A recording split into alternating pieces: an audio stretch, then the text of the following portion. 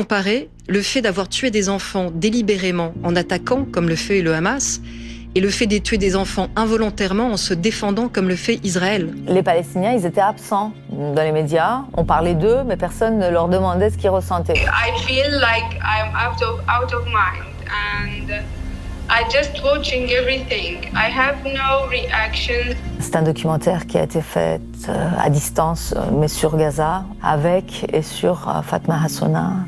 I'm a photographer. Yes, I saw your photos. Elle s'est sentie comme une mission, en fait, de documenter ce qu'elle a très vite qualifié d'un génocide. This is my neighborhood. No one live here or there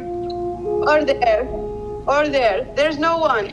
La volonté de Netanyahou, c'est de faire disparaître tous les gens qui informent le monde sur le génocide.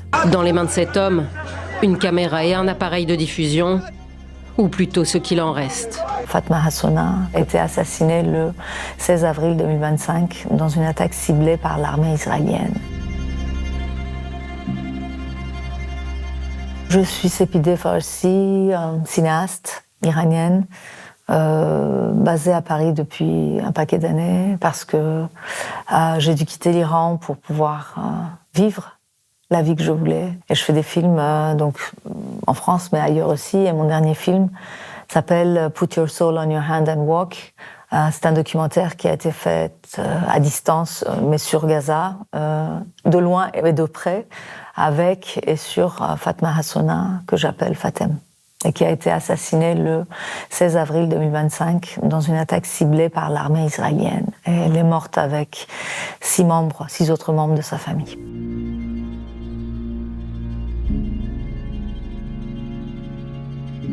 J'ai eu besoin d'aller comprendre ce qui se passait à Gaza parce que à un certain moment, après le 7 octobre, après les attaques et avec dans les représailles israéliennes qui devenaient de plus en plus massives sur Gaza, et je voyais que en fait les Palestiniens, ils étaient absents dans les médias. On parlait d'eux, mais personne ne leur demandait ce qu'ils ressentaient. Donc ce truc-là, ça a commencé vraiment à devenir un peu obsessionnel pour moi et j'ai eu besoin d'aller comprendre. J'ai voulu me rapprocher donc, assez logiquement de la zone du conflit, donc en allant au Caire, avec l'idée, un peu naïve certes, de passer par Rafah et entrer dans Gaza. Avec un fixeur, je m'étais dit, bon, ça va être possible. Mais en fait, c'était déjà tout à fait bloqué. Comme je suis restée bloquée au Caire, j'ai commencé à suivre des Palestiniens qui arrivaient de Gaza, des réfugiés. J'avais quelques contacts avant de partir déjà. Et j'ai vécu avec eux. Et dans la famille qui m'accueillait, l'un des jeunes étudiants était du même quartier que Fatem, comme je l'appelais. Et il me dit, j'ai une amie qui est photographe, elle pourra t'envoyer des images, tu pourras lui parler. Ça m'a semblé être vraiment le cas idéal et du coup, on a été mis en contact. Du coup, le film, je l'ai recentré sur elle et après, la forme du film a émergé assez rapidement avec l'idée de me concentrer non seulement sur elle, son témoignage, mais de rester très centré sur les conversations qu'on avait, sur les échanges vidéo. Puis après, il y a d'autres éléments. Donc, la télé, en fait, les journaux télévisés, je les filmais déjà avant. Depuis le début du conflit, je filmais tous les jours, en fait, différentes chaînes parce que justement, le traitement médiatique de ce conflit, de cet épisode du conflit, parce que ça n'a pas commencé que le 7 octobre, ça date d'il y a plus d'un siècle, mais en tout cas, ce moment historique me semblait très, très biaisé. Et c'est ça aussi qui me gênait. Et du coup, j'en ai gardé aussi dans le film, mais l'axe principal, c'est les conversations entre Fatem et moi. You have many options to die here in South Gaza. You can die by bombing or fear, starvation. Each of our conversations could be the last one. Filmer avec un téléphone, c'est quelque chose qui me semble intéressant par sa légèreté. Ok, on perd en définition, en effet, mais c'est un outil très démocratique aussi, parce qu'en fait, n'importe qui a accès à cet outil. La première rencontre a lieu le 24 avril et je me souviens très bien, oui, du fait que je tourne le téléphone, j'étais déjà prête à filmer, je savais que je voulais capter tout et je m'étais dit, avant même de la connaître, que de toute façon, cette connexion entre moi et quelqu'un à l'intérieur de Gaza qui était sous les bombes, c'était quelque chose de très fragile qui pouvait peut-être ne pas avoir lieu le lendemain et qu'il fallait tout capter, tout consigner. Ça, c'était une idée déjà au départ, avant de la connaître. Et puis, une fois qu'elle était là, avec ce sourire, avec cette lumière sur le visage, cette façon de donner des réponses très précises, très rapidement, être sûre d'elle-même. Je me souviens d'une des premières questions que je lui pose, c'est qu'est-ce que ça veut dire être palestinienne à Gaza? How does it feel being a Palestinian in Gaza today? Is it I feel proud? I feel very proud because I feel very chill, that are strong and brave. Et après, elle enchaîne, elle dit tu sais quoi, ils peuvent pas nous vaincre. Je dis comment? Ils peuvent pas vous vaincre? Elle dit non, parce qu'on n'a rien à perdre. Et des phrases comme ça qui étaient très déterminées, quoi.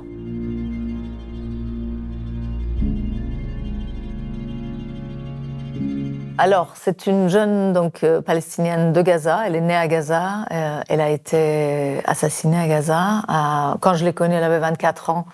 Donc, elle était née en 2000 et elle a été assassinée à peine 25 ans.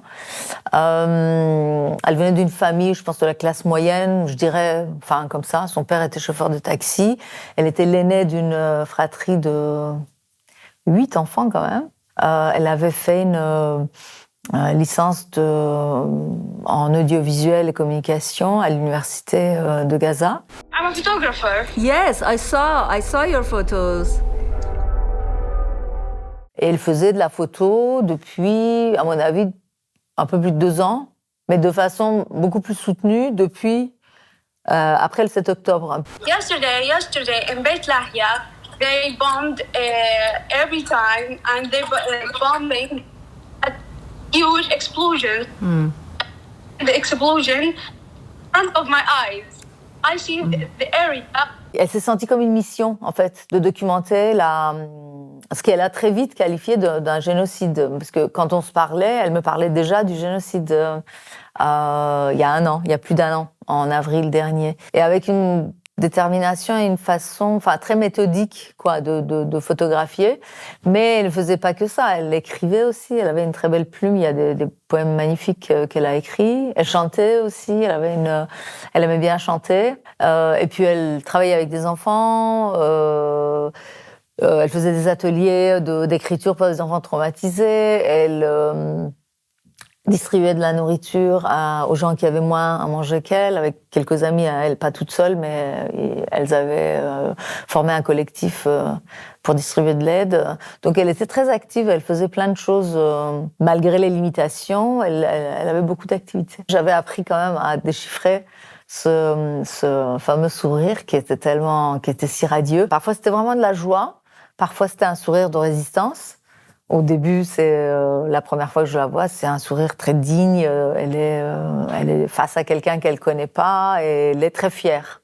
C'est un sourire de fierté. I'm suffering from this depression.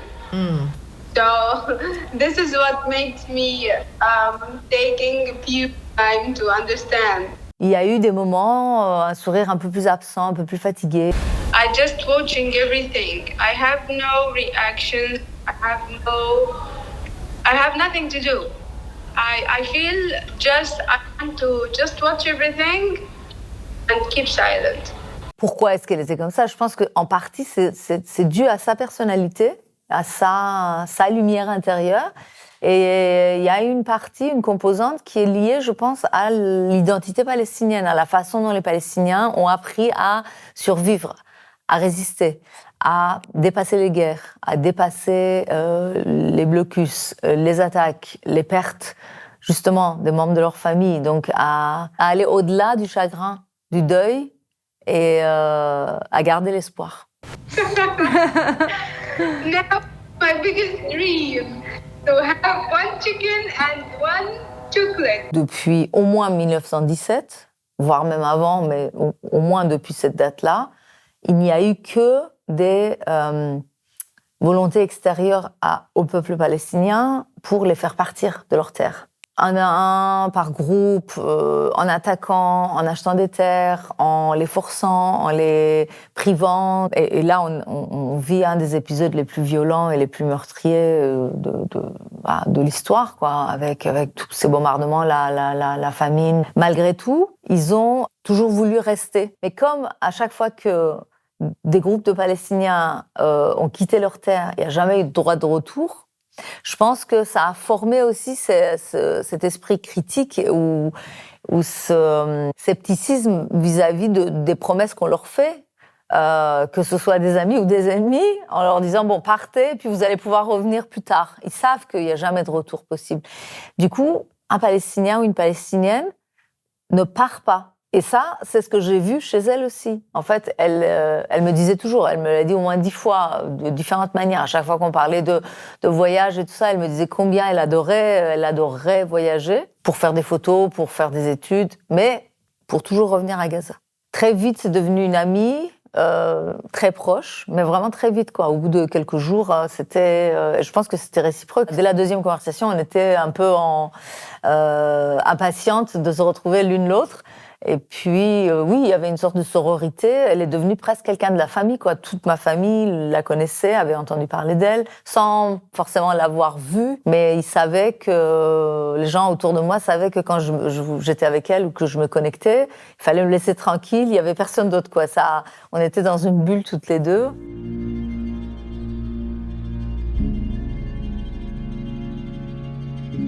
Le 15 avril cette année, donc 2025, j'ai la nouvelle officielle de la sélection du film à Cannes, dans la section Acide. Quelques jours avant, j'avais déjà eu des conversations, j'étais assez sûre que ça allait être sélectionné, mais j'attendais l'annonce officielle avant de l'appeler pour lui dire. Et donc, il y a ça, je lui annonce, elle est très contente, mais vraiment très très contente. Moi aussi, enfin on rit toutes les deux. On parle de beaucoup de choses, beaucoup d'autres choses. On parle de la transmission de la photographie, de son métier. Elle voulait avoir des enfants. On parle justement de la postérité, de plein de choses, de sa carrière. Avant de parler de tout ça, je lui dis si elle voulait bien venir. Et c'est en fait à la fin du film. Maintenant, je l'ai intégré à ce moment. Elle dit oui. Donc, elle m'envoie son passeport, j'envoie le passeport à quelqu'un pour faire la demande de visa, mais en direct, quoi, tout de suite. Et elle dit tout de suite aussi qu'elle voudrait retourner à Gaza. Après le festival. Au bout d'1 heure et quelques, on se dit au revoir et on était censé se parler le lendemain, mardi. Et le mardi 16, elle n'arrive pas à se connecter, donc on ne fait que échanger des textos. J'avais espoir qu'elle puisse se connecter, mais ça n'a pas été possible. En fin d'après-midi, je me suis dit, bon, ça va se passer le lendemain, donc j'attendais mercredi matin qu'elle se connecte. Et en fait, dans la nuit, donc du mardi à mercredi, à 1h du matin, elle a été visée, sa maison, son immeuble a été visé là où elle vivait avec sa famille. Plus tard, j'ai su, avec l'enquête qui a été faite par Forensic Architecture, que c'était une attaque ciblée, planifiée de façon très précise, parce qu'en fait, un drone a lâché deux missiles sur l'immeuble où elle vivait. C'est un immeuble de 5 étages, et les missiles ont été programmés pour traverser les étages supérieurs et n'exploser qu'au second étage où elle vivait avec sa famille. L'effet était que le blast, justement, le souffle de l'explosion était tellement fort que tout le monde est parti, sauf sa mère qui je ne sais pas pour quelle raison, elle a été blessée plus légèrement, elle s'est réveillée, elle est en vie. Donc il y avait une sœur qui était enceinte, il y avait ses 2 frères qu'on voit à l'image, son père, et puis le petit frère de 10 ans aussi qui était somnambule. Donc j'ai appris ça le lendemain. Et au début, j'étais très étonnée. Je n'avais pas compris que c'était un ciblage aussi précis, enfin, c'est-à-dire planifié, parce que je me disais, mais comment est-ce que les missiles ont été tirés? Pourquoi il y en a 2? Enfin, j'ai commencé et l'armée israélienne avait annoncé, en fait, en réponse à l'Union des journalistes palestiniens, UJP, ils avaient dit qu'ils avaient visé un membre de Hamas. Là, on a compris que c'était visé. Enfin, elle avait été visée. Mais j'étais à milieu de penser que c'était, planifié de façon aussi diabolique, quoi. Mais, visiblement, c'est un modus operandi qui a déjà été utilisé contre d'autres journalistes en Palestine, mais aussi au Liban. Ça, c'est aussi la conclusion de l'enquête de Forensic. Aujourd'hui, je crois qu'on est à plus de 300 quand même journalistes visés, parce que le chiffre là qu'on cite depuis plusieurs mois, on dit plus de 200, c'est en fait plus de 300 maintenant. Que ce soit des gens visés chez eux ou dans leur voiture, ou debout, ou sous une tente, ou sur un site qui a été attaqué. Il y a différentes façons, mais force est de constater que la volonté de l'armée israélienne, enfin du gouvernement israélien de Netanyahou, c'est pas que l'armée, hein, ils ont des ordres, c'est de faire disparaître tous les gens qui informent le monde sur le génocide.